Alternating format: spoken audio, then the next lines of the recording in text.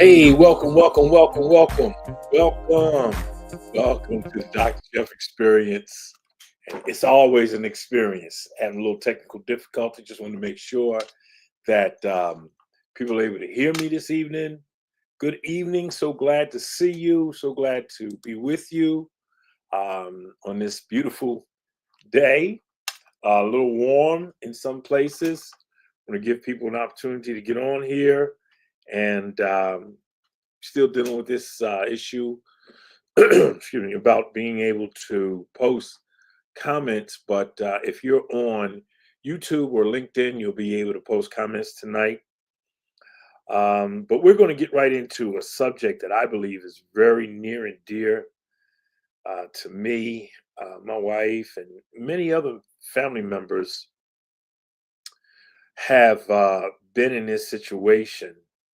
And I tell you, it's not an easy situation to be in the middle of. But we're going to talk about it tonight. They call it the sandwich generation. And we're going to get into that definition. I just want to know how you guys are doing. If you can't comment, um, share this. Make sure you subscribe so that you know what's going on with the Dr. Jeff Experience. A lot of times through the week, we come on with different information. And just come on in. We want to talk to you. We want to share information with you. But tonight, we're going to be dealing with something called the sandwich generation. And let's just jump right into this. I hope everybody's had a great week in this crazy world that we're living in. So much going on. I want to talk about it, but not tonight. You know, all of the politics in DC, what's happening there, my home city, actually where I was born. I mean, I was raised in Jersey, but many of you don't know that DC is my place of birth, so it's near and dear to me, and it's my last place that I matriculated in school, the Howard University. So yeah, that's some craziness. But tonight we want to talk about something that's very serious, and that's the sandwich generation, balancing the weight of love. And I just want to again say good evening to everyone. And I want to explain that it's both a privilege and a burden to stand in the shoes of the sandwich generation. We are the caregivers caught in the middle between raising our children and caring for aging parents or grown relatives. And often we're doing it while juggling careers, relationships, and our own personal needs, our own families. And this evening, I want to talk about this sacred but stressful space because it's where love pulls from both ends and we're stretched so thin that our own needs can feel invisible. But through faith, intentional living, and community, we can not only survive this season, but we can grow in it together. So let's talk about this generation. Understanding the sandwich generation, the term sandwich generation, it may sound modern, but the struggle is ancient. Scripture reminds us in 1 Timothy 5 and 8 that if anyone does not provide for their relatives, and especially for members of their household, they have denied the faith. But the question is, what happens when the need comes from every direction? You're helping the children with your homework one minute and managing your parents' medication the next. You're packing lunches while calling in prescriptions. You're trying to lead at work while carrying emotional loads at home. This becomes exhausting, and it's like everywhere you go, whichever direction you're in, it's not the right one because you're pulled from every direction. And it's a cycle that just doesn't let up. And it's more than just logistics, it's emotional, it's financial, and it's deeply spiritual. All of these things have to be done sometimes at the same time, and it's a juggling act. How much do I put into dealing with the children and dealing with our parents' needs, and you got to get the medication, and you got Medicaid, you got Medicare, you got prescriptions, you got physical therapy, and then your children's got football games, they got tennis matches, they got oratorical contests, and you got all kinds of things going in different directions, and sometimes everyone can't attend. I remember so many instances where my wife could attend one thing and then I'd have to attend the other because somebody always had to be home. And it's emotional, it's financial, and it's deeply spiritual. So let's deal with the financial costs. Let's be real. Caregiving costs money. And some of us still have adult children or almost grown children on our insurance, on other things that we're trying to assist them with. We're trying to help some of you are trying to help some of your adult children that may be still living at home because of one thing or another. And while you're trying to assist them in their needs and helping them get along before they are out the nest, you're still dealing with your parents or your relatives. And that's a financial burden. You've got medical bills for elderly parents or relatives because oftentimes they haven't kept up their insurances, or you have to change your insurances, and you've got prescriptions that have co-pays. You've got doctor's visit that have co-pays. You've got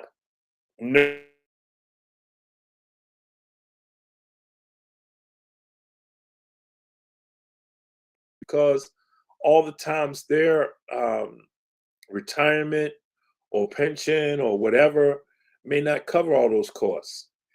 And then you have missed work hours, and you've got reduced retirement savings because sometimes you got to dip into your retirement savings to help with those things. You got college tuition, you got home care costs all at once.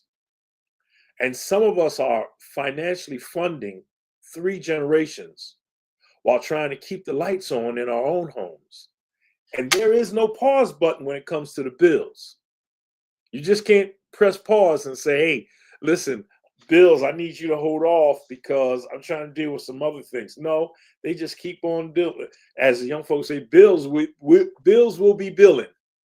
Life will be lifing. And this financial pressure is crushing. But what's more is the mental weight of that financial pressure that eats away at our peace. A lot of times we lay awake and not just worrying about money, but how to keep everything from collapsing. You're thinking about rent or mortgages due coming up, and we only got a couple of days before there is a fee assessed to being late fees being assessed. And you've got electric, you've got gas, you've got a car payment, you've got a car insurance payment. The kids maybe getting pictures taken, or they're going on a trip and they need money for the trip. They need new clothes, or they're involved in sports and they need tennis rackets, they need cleats, they need track, all kinds of stuff. You see, I can spout this stuff off because we've been there. So it's not just the financial costs, it's the mental and emotional toll also. Matter of fact, let's be honest about what this does to our minds and our spirits. In all honesty, we feel exhausted. We feel overwhelmed. We feel guilty when we can't be everywhere at once. As I told you before, when my wife and I were looking over my mother and my aunt at the same time in the same house, I remember I'd go to the football game. Sometimes my wife would go to the tennis match, or vice versa. But both of us couldn't go to the same place at the same time because somebody always had to be home. And then sometimes neither one of us could go anywhere because we needed to help each other. So you're exhausted, you're overwhelmed, you're guilty, and you're angry when others don't understand or step up. And you don't realize that some of those who you think should step up are actually going through the same thing. But you angry, or anger is a real emotion when we're dealing with being in the middle of the sandwich generation. And then you're ashamed. You're ashamed to admit that you're struggling because society says, be strong, be strong, be a strong woman, be a strong man. And one moment you feel like a hero because of what you're doing.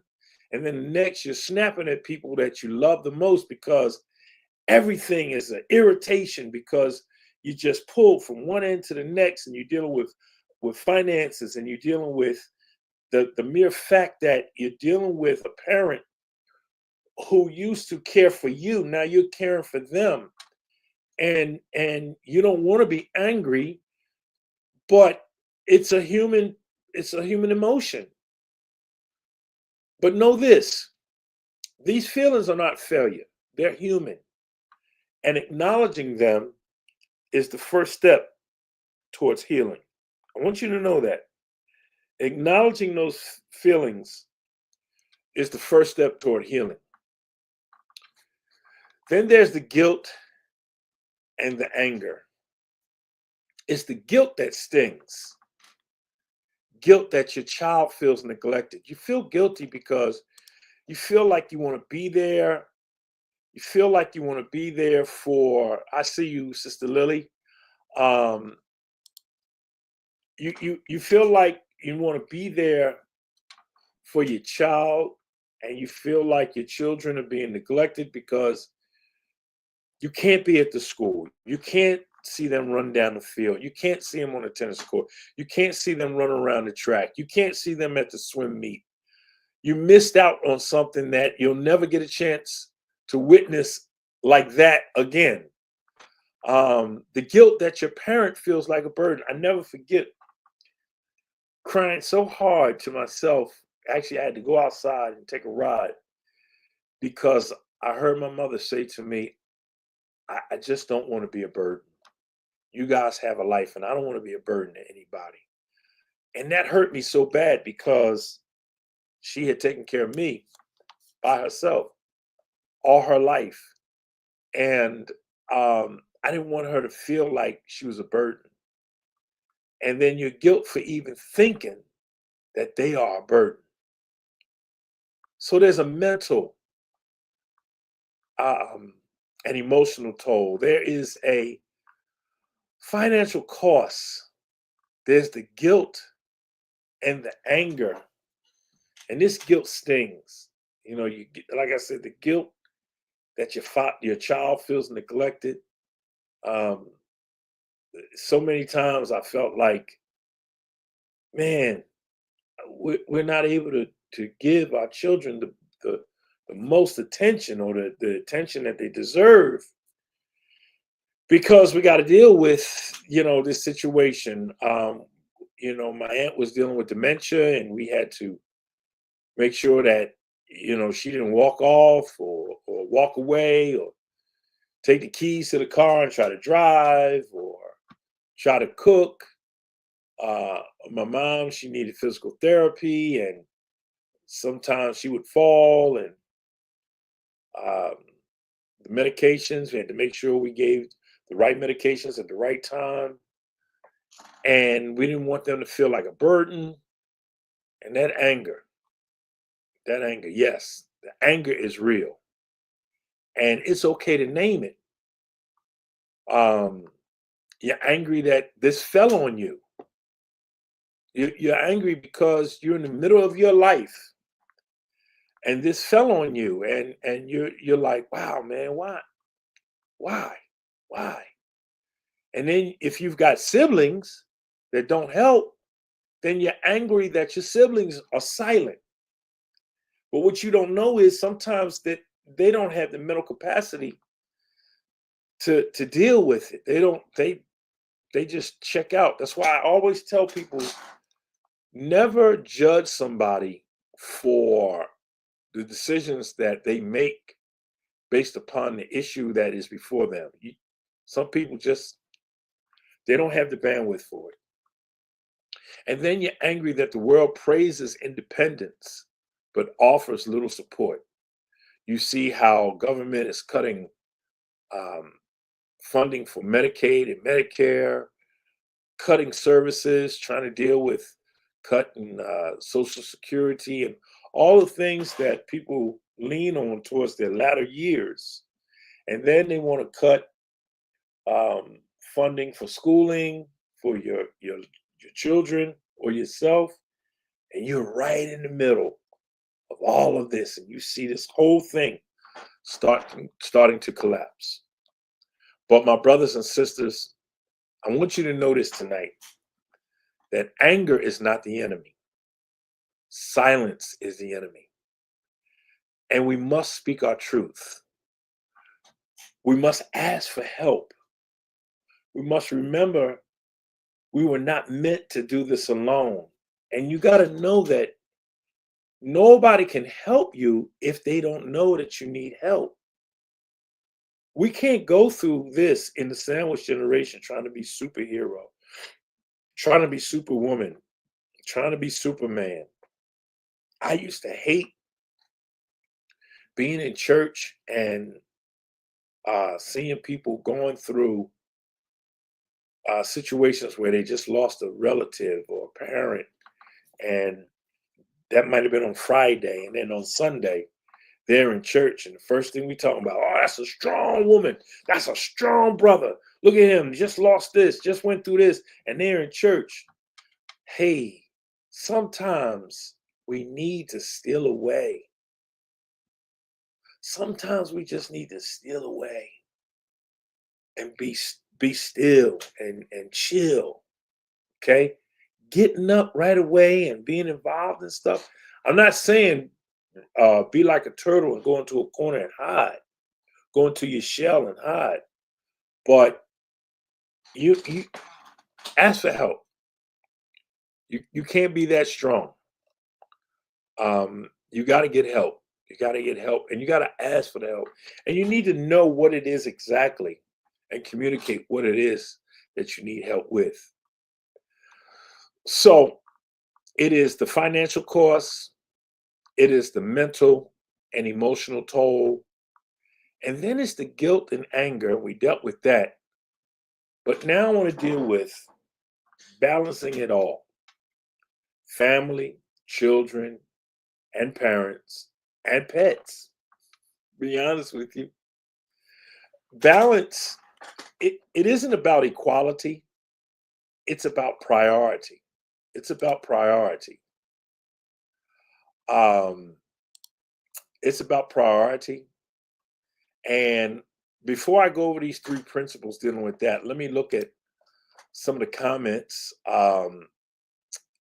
Sister Lily, yeah, go Bison. Okay, thank you so much, Sister Lily.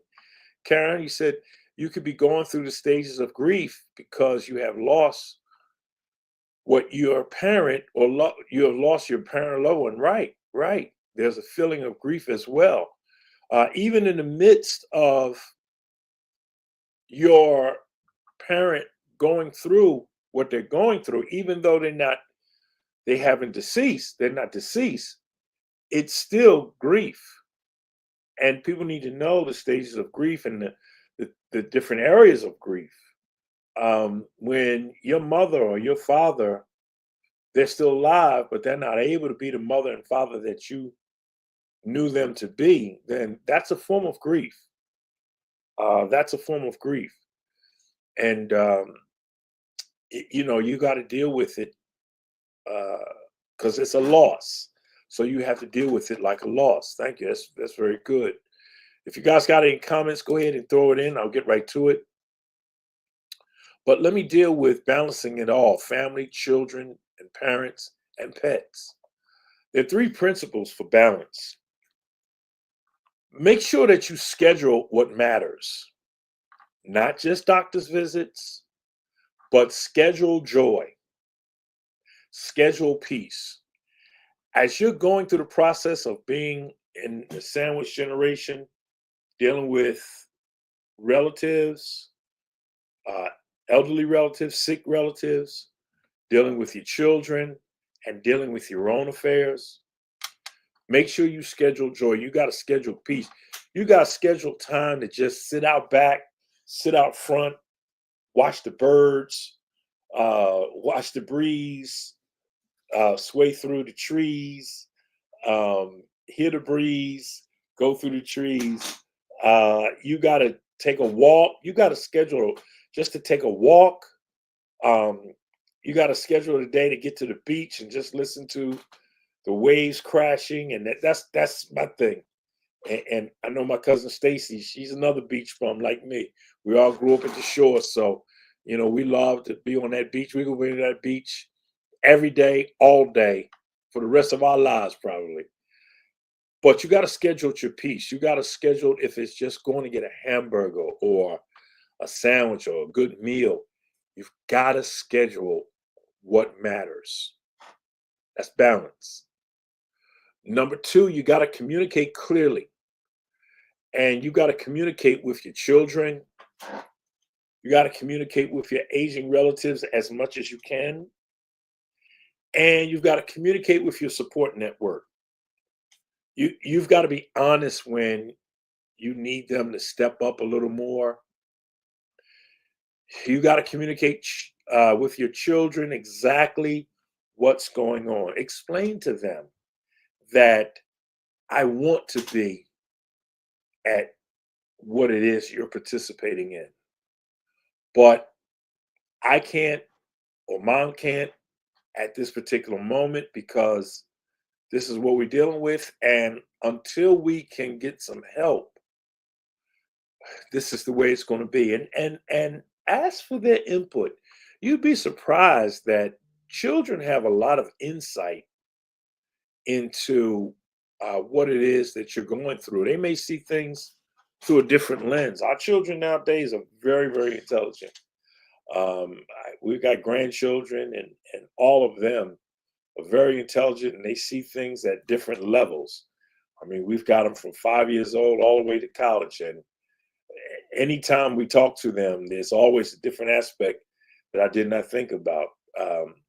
So talk with your children, and then talk with your aging relatives. That let them know that no, they're not a burden. It's a little tough. It's a little rough, and you can't always be there for everything for them. Sometimes you're going to have to call in help. And then there's the discussion about if, in fact, it's the best thing to have them in a care facility so that they can get the type of care that's needed, or can they be at home with you or in their own home and have the nurse care that they need. And again, like I say, talk to your uh, support network. They can't help with what they don't know. And here's the third principle: schedule what matters, communicate clearly, and then set boundaries. Saying no is not selfish. It is sacred self-preservation. I want you to know this. Let me say that again.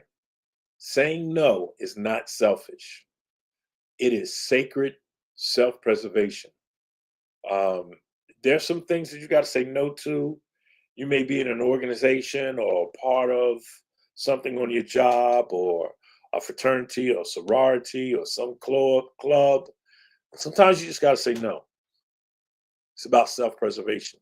Some of your family members, they're doing stuff, and some of your friends, you just got to say no. Like Ecclesiastes 3 says, there is a time for everything. And when I talked about stealing away, even Jesus withdrew to lonely places to pray. And you got to find that time. You got to find that time where you can steal away and just pray. And after you've prayed, you listen. They talk about prayer and meditation, and prayer is you talking to God. Prayer is you communicating with God. Meditation, and which is a form of prayer, is listening to God. It's that stillness time. It's that time that a lot of us, in all honesty, are afraid of. A lot of us are afraid of that alone time. with God, because when it's just you and God, God speaks to you. And oftentimes we don't want to accept what it is that God is revealing to us. We have a hard time dealing with ourselves and being honest with ourselves. So we just keep moving, moving, moving, moving, moving, moving, moving. And we're doing, thinking that we're doing something successfully. And a lot of times movement is just motion. It's just motion. But it's not effective. So make sure that what you're doing is effective and is of God. So there is the financial cost, and then it's the emotional and mental toll. There's the guilt and anger. It's balancing it all: family, children, and parents. And I told you about those 3 principles for balance. Schedule what matters, communicate clearly with your children, with your aging relatives, and your support network, and then set boundaries. Okay. And then there's the importance of faith and friends. This is really, really important, people. You got to know the importance of faith and friends. Now, this burden cannot be carried without faith and friendship. We know this so well. Um, we sing that song, "If it had not been for the Lord on my side," I can tell you that's real. That's way more than a song. That's a testimony. That is so real. If it had not been for the Lord on my side, I don't know where we would be. Because when we didn't have the strength, when when I just when I just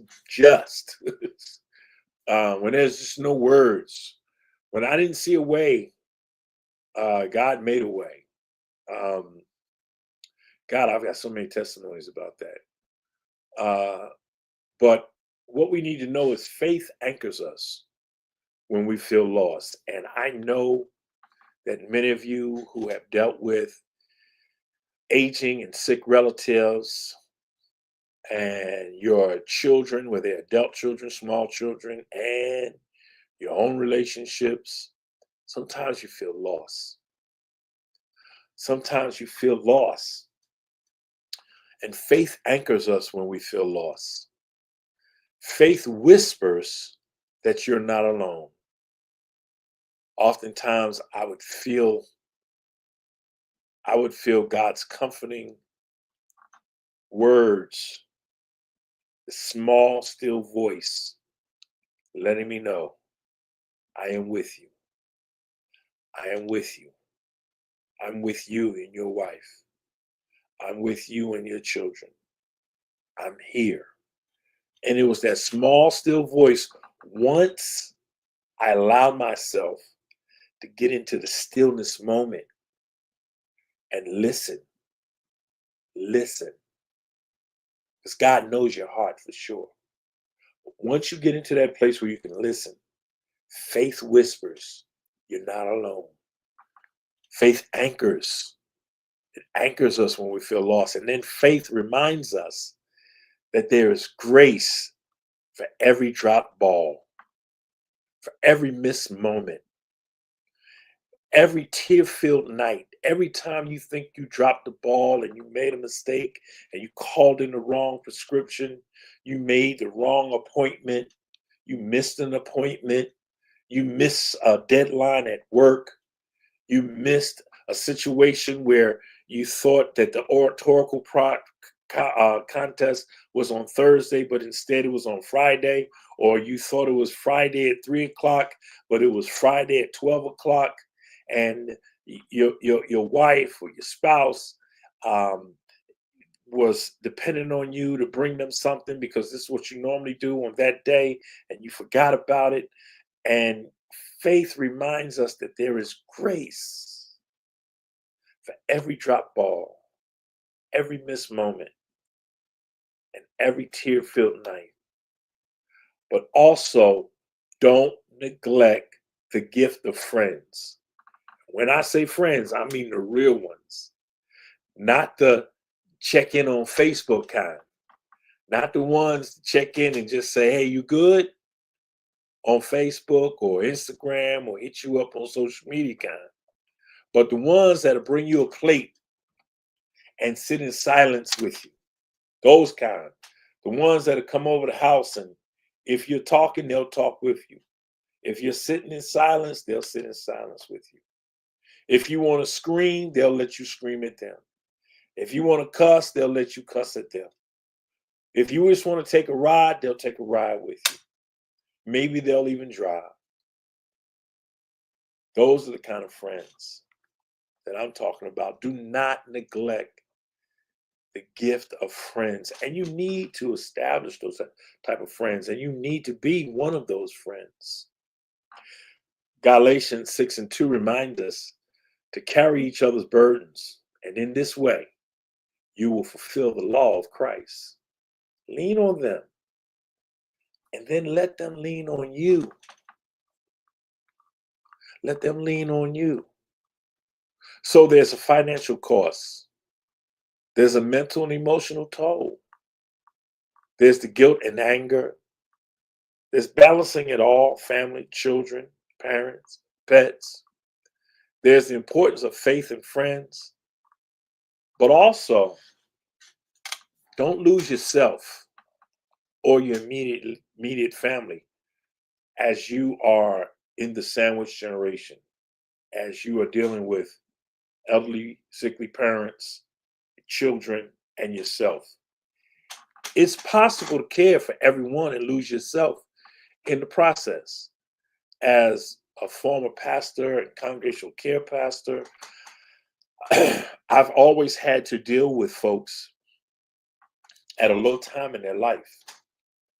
One of the things I would always tell people, even to this day, as a life coach, a life counselor, don't lose yourself in the process. Make sure while you are alive that you live while you're in the process. Make sure that while you are in this process, while you are alive, make sure that you live while you're in the process and don't lose yourself in the process. Who are you outside of caregiving? Whoever you are outside of caregiving, make sure that you're still that person. If you're that jovial, joking, fun-loving person outside of caregiving, still be that. Matter of fact, try to be that while you're caregiving. Don't lose yourself.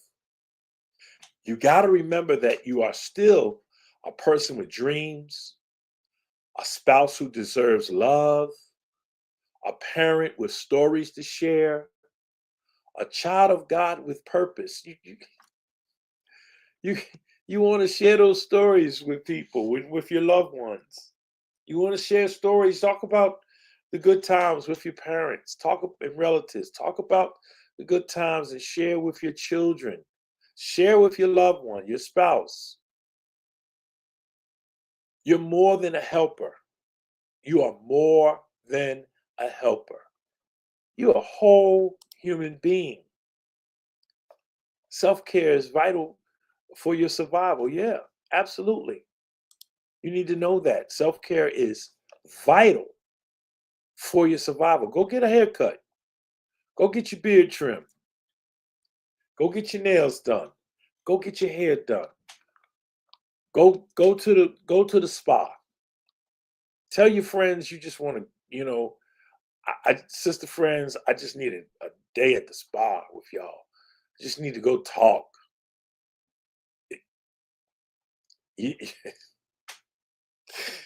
you just need, you may need to sip of a spirit outside of the Holy Spirit. Um, you know, but make sure that you don't lose you. You are still a whole human being besides being a caregiver or a helper. Protect your relationship with your spouse because after it's all said and done, you still have to deal with that relationship. And you can't put it off so much that, like, I'm going to get to it once we get through this, because you may not get through it. Or when you get through it, by the time you get back, it's like continuously driving a vehicle and never caring for it, never getting the oil change, never rotating the tires, none of that stuff. By the time you get to it, because you just keep rushing through life and putting it off, man, it's irreparable. Reconnect with your children in moments, not just minutes, but moments. Share moments with you. Make moments with your children. Okay, you couldn't get to the track meet, but you know what? You can go get some ice cream. You couldn't get to the tennis match, but you can have a day on the tennis court yourself with your child. There's all kinds of things that you can do to reconnect. Children just want to have your attention and know that you still love them. So reconnect with your children in moments, not just minutes. And above all, stay connected to your own soul. Because if you lose you, then what's left? Listen, I'm not going to hold you long tonight. I want to give you this final encouragement. To the brave hearts who are in the middle, who are in the sandwich generation, I want you to know this. You're doing holy work. You're the bridge between generations. And how your children see you operate with your older relatives gives them an example of how to deal with you when you're older and you're going through. So if you misuse or abuse that situation, chances are you set the standard for how people are to treat you. We teach people how to treat us.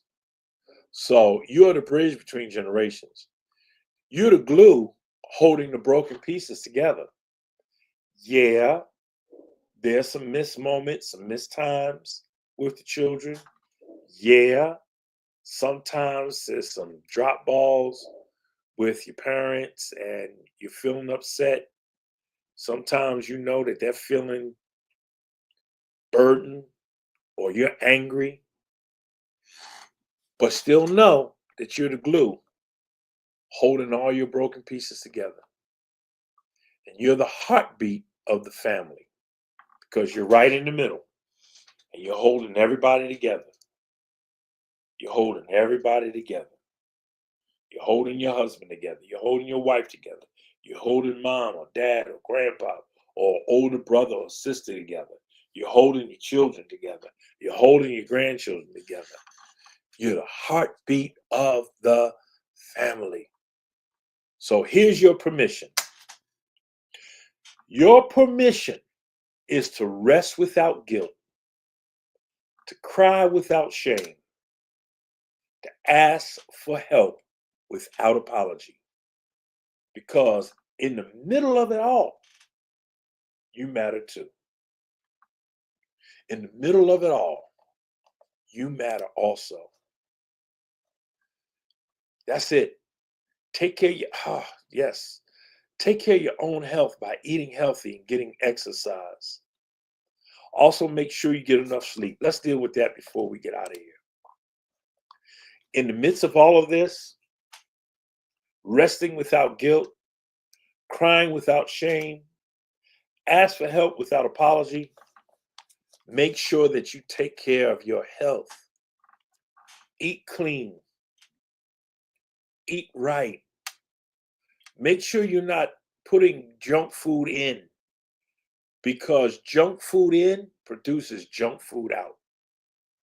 All of the artificial ingredients, all of the stuff that causes inflammation and pain and helps you to not sleep, where you can't sleep right, you're not feeling good, how are you gonna have the fuel necessary to deal with your aging or sick relative and your children and your relationship when you got knee pain, you're sick, you're not feeling well, you can't sleep? So make sure you drink water, make sure you get sunlight, make sure you go to sleep, make sure you get some sort of exercise, even if you got to walk up and down the steps, walk around the house. Take a moment and just walk. Make sure you talk to some people. Make sure you drink water, good water. Get some good alkaline water, clean water. Get a water filter for your home spigot, a good water filter. Make sure you get those things because, again, at the end of the day, you're a whole human being. You're not just a helper. Don't treat yourself just like the help. Make sure that you schedule your doctor appointments. That's it. Thank you, Karen. Make sure you schedule your own doctor's appointment. Get your annual physicals.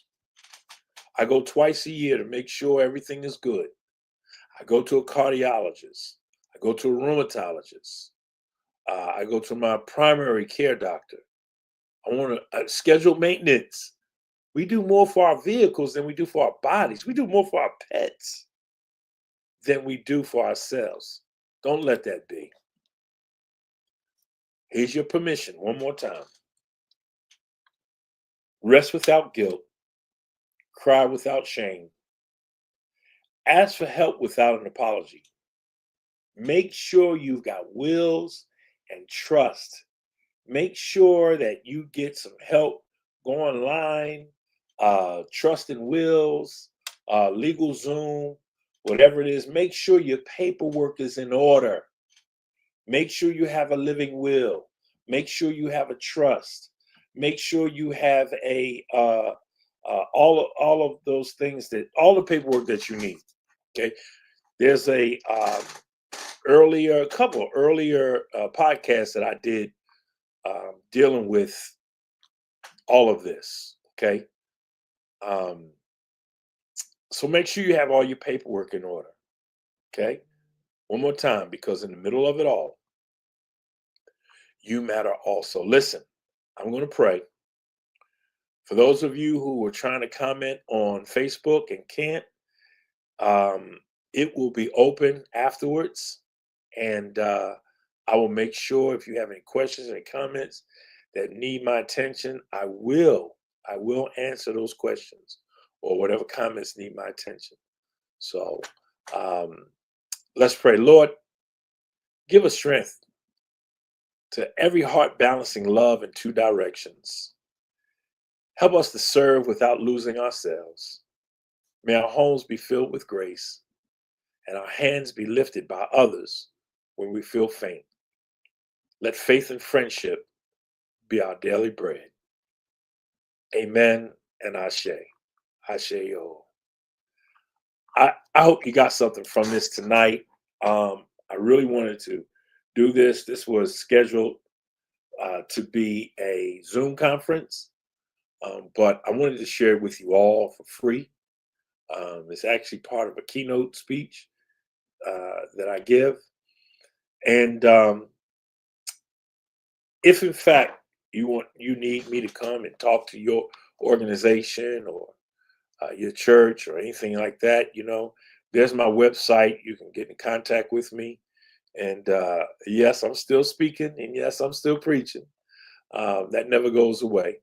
So I'm available for you. And cheap plug. But I want to get this information out. This is important information. This is something that we don't talk about, and we need to talk about it, because many of us, if we're not in the sandwich generation now, we will end up in it. And you need to know what to do, how to do, and you need to realize exactly that you're still a human being in the process, and you've got a life too. So God bless you. I hope this was a help to you. You know what I always say? Meet needs, solve problems. Go out and show love to this particular world. Right now, what the world needs now is love, sweet love. We need love, man. We need love every day. We need to tell people that, hey, you're a real person. And despite of you being a Republican, a Democrat, God loves you. And I'm working on it. But in all seriousness, God bless you all. Thanks for being a part of the Dr. Jeff Experience. See you next Tuesday with another great subject that we'll put before you, all right? God bless you. Peace. I'm out.